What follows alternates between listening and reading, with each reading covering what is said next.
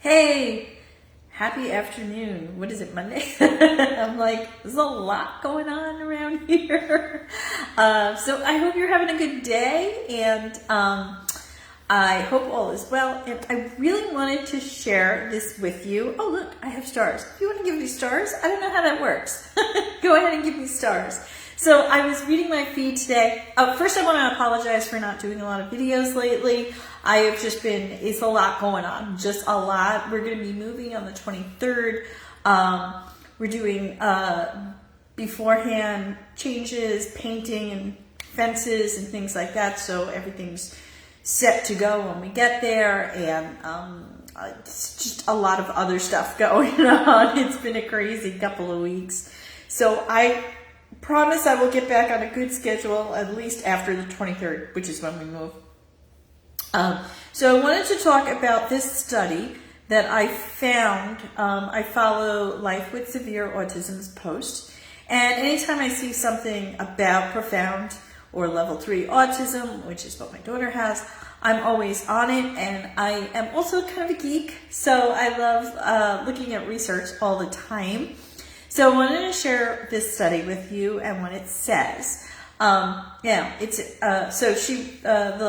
The woman who manages Life with Severe Autism wrote, new Princeton study on autism indicates that profound autism shows the highest proportion of de novo mutations. That means that those genetic alterations were not inherited from either parent. Hey, Chris. So what's this mean? Let's take a little look more closely. So the study, Princeton, it's pretty well respected, obviously research center. And this article was published in psychiatrist.com, interestingly enough, because I've been thinking a lot about medication and medication effects on people and on kids for psychiatric or allegedly psychiatric conditions. And I was reading about that this morning. There's a new book called Unstuck. It's not called Unstuck. It's called something like Unstuck. About a woman who tapered herself off psychiatric drugs, which she had been on from teenage years. Hi, Kristen.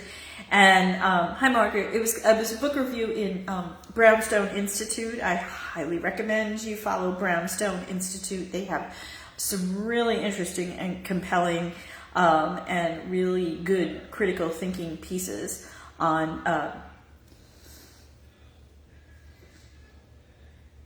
just about everything. Science, politics, economics, really good stuff. So this study says, the title of the article says, new autism study uncovers 4 biological subtypes. And then as you scroll down, it goes through the 4 subtypes. And so the largest group is the ones who experience social and behavioral challenges. Second group, mixed ASD, that stands for autism spectrum disorder with developmental delay. That's 19%. The third group is those who have moderate challenges. That's 34%. And the smallest group is those broadly affected, and that would include level 3 or profound or severe autism, people like my daughter. You should also know that profound autism accounts for, according to the CDC from 2019, almost 27% of all diagnoses of autism. And most of those are girls. I don't have the exact number, but girls tend to have profound autism more than boys, even though boys tend to have autism as an umbrella term more than girls. So it goes, so in this study, it's calling profound autism those who are broadly affected. And what they did was they cropped them up by genetic signatures. And it's kind of interesting if you read the whole article. I'm sorry, I have terrible vision. And this is from the psychiatrist.com examination of the study. And it said that the broadly affected, again, their term, but it really does mean profound autism, or level 3 autism.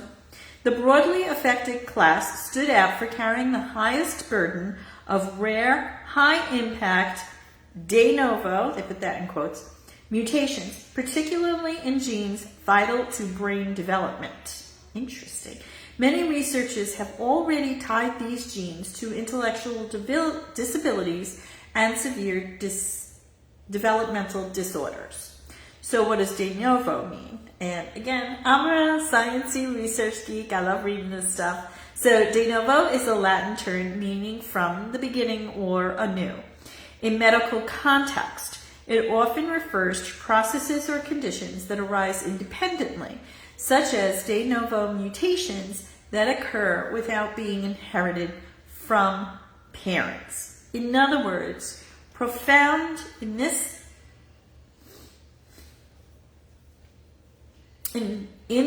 study, profound, or what they're calling broadly affected class of people with autism, in this study, right, it's just looking at the people that they studied in this group, did not inherit it. It looks like, you always have to kind of put these, you always have to put, what are they called? Not disclaimers, but you kind of have to put little disclaimers on it. So it looks like most of the people in this study with profound autism did not inherit it genetically. All right. So what's going on there? And what's going on that girls are more susceptible to profound autism? And I would say that gives a pretty good argument for a possible environmental cause, because the whole thing is it nature or nurture, right? Is it just something you're born with, or is it something that develops along the way? And interesting, because when I looked at the discussion of Life with Severe Autism's post, when I looked in that discussion, people were talking about I'd like to see a study about which kids, before birth and after birth, and all this study, somatic and acquired mutations, to see if some were caused after birth. Now, I have always said regarding my own daughter, when I was pregnant, well, technically 4 times, but I was pregnant 2 full term twice. And Amelia was a very calm, sleepy baby. She's very quiet in my room. She's the kid who slept through the night at 4 weeks. I swear to you. 4 weeks. She was already sleeping like 6 hours a night. 5-6 hours a night. Zoe didn't sleep till she was 5. But Zoe in my womb, as soon as she could move, she was up all the time. I was having a hard time getting any sleep because she was up all the time. So hi Karen, I always felt like she prenatally had something, but was it genetic? I don't know. Now, here's the thing. I was high risk, and I had lots and lots and lots of sonograms, which they now say can impact the fetus. I had Pitocin, and did I have her? Yeah, I think I had Pitocin at her birth. I know I did at Amelia's, but, and I don't think it's fair to say that there's no genetics whatsoever. I think you can say that, and I say that because I read Dr. Kenneth Bach's book, and he was like, there's a similar root cause, and it's all related, of autism, asthma, allergies, and I always forget the 4th one. I always forget one. 4 conditions, the 4 A's of childhood epidemics, and they were allergies, autism, asthma, and I can't remember the other one, ADHD, and that there is a similar root to all of them. So to me, that makes sense if they all have a similar root, and then it's getting triggered by an environmental time. Maybe a sonogram triggered that. I don't know. And so and I do believe with all my heart that even though when we tested her for did the genetic testing, she didn't really register on the MTHFR. I don't know if that was an oversight or a problem. we did both girls at the same time. Amelia, like something like 99% of people with Down syndrome, does have an MTHFR gene SNP iteration, which basically means it's very difficult. It's somewhere between difficult to impossible for her to detox toxins that come in her body like a person without this mutation would do. It's technically not a mutation, but you don't need to know that. So I always wonder that, like, I do think environmentally it could be a lot of things. My theory too is I had radiation treatment for hormone issues before I got pregnant, and so it was like I had my stroke, and that stress from the stroke triggered.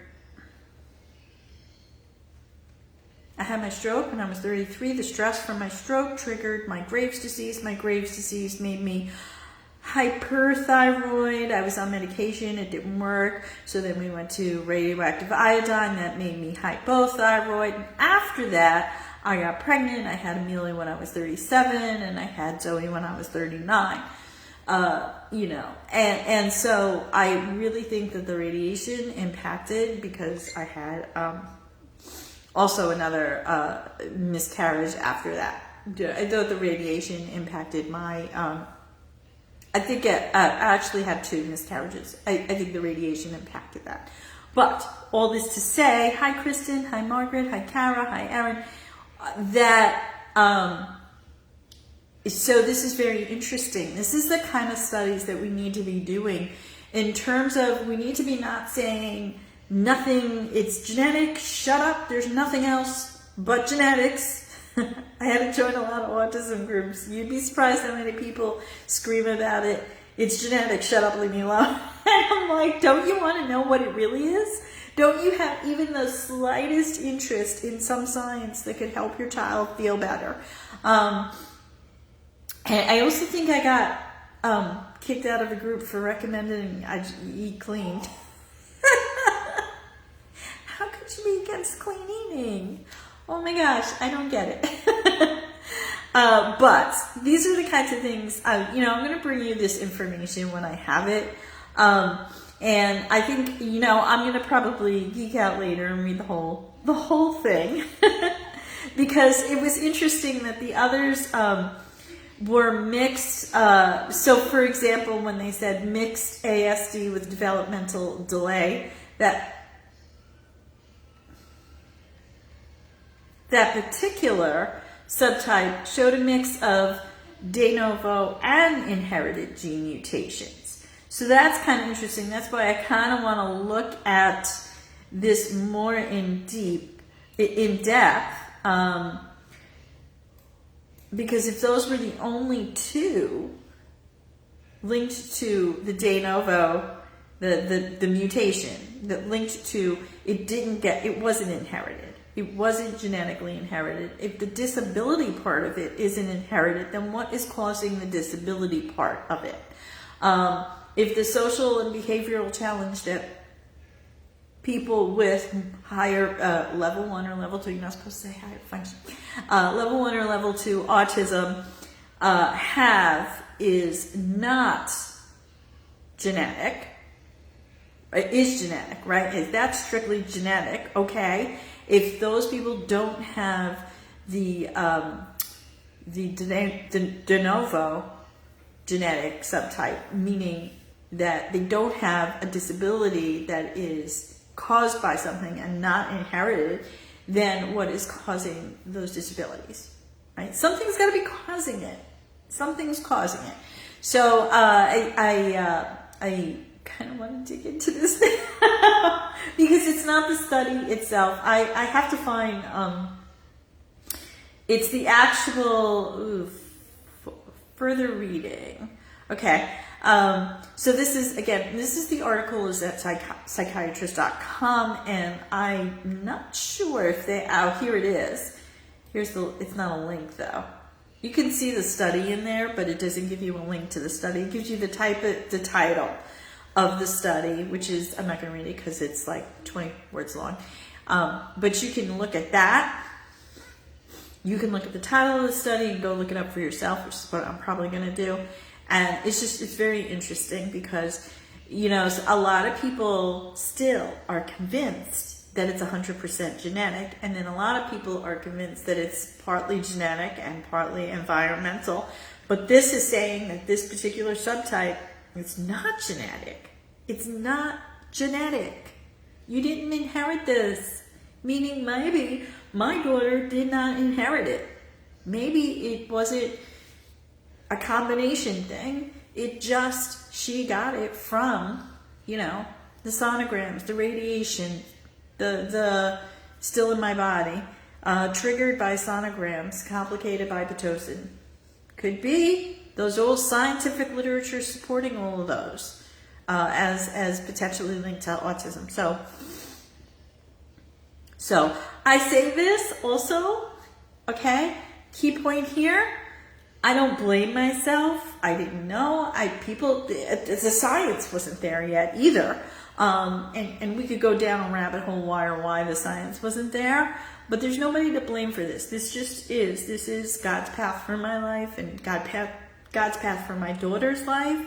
So there's no one to really blame about it. And I don't say this to get hung up on blame.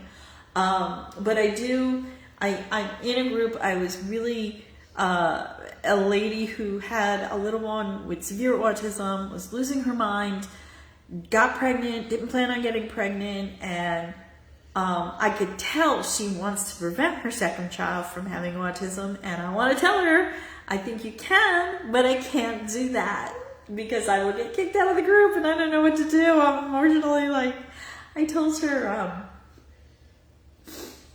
hey, just do a lot of clean eating, and it's don't get those things stuck in your arm. And don't let your kiddo get those things stuck in his leg. But I don't know, I can't, you're not allowed to say that. So frustrating. So, I'm going to put the link below, take a read. Again, like the psychiatrist.com article is normal level of, high school reading. It's not really that hard. It's not like reading the study, even though they did put in clips from the study. You can go past that and look at the conclusions. So it's not hard to read, but I just, if you do have a child on the spectrum, give a shout out here as to whether you think it was genetic, environmental toxins, one or the other, or both. Okay.